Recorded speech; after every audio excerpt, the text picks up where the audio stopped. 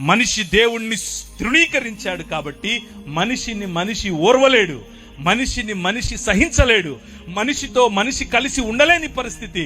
నాది నాది అని కట్టుకునే భావజాలం ఒకటి ఉంది. ఆ భావజాలం లోతు మరియు ఆయన ప్రజల పైన పనిచేసింది.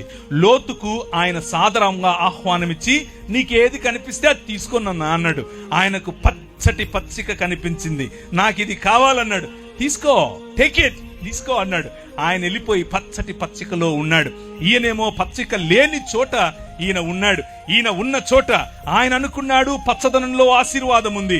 ఈయన అనుకున్నాడు నేనెక్కడ కాలు పెడితే అక్కడ ఆశీర్వాదం, నేను దేన్ని పడితే అది ఆశీర్వాదం. ఎందుకంటే నా వెనుక ఆశీర్వాదం కాదు, ఆశీర్వాదములను ఇచ్చేవాడున్నాడు అని నమ్మాడు. అందుకనే అబ్రహాము నీతిమంతుడని తీర్చబడ్డాడు. Download ShareChat.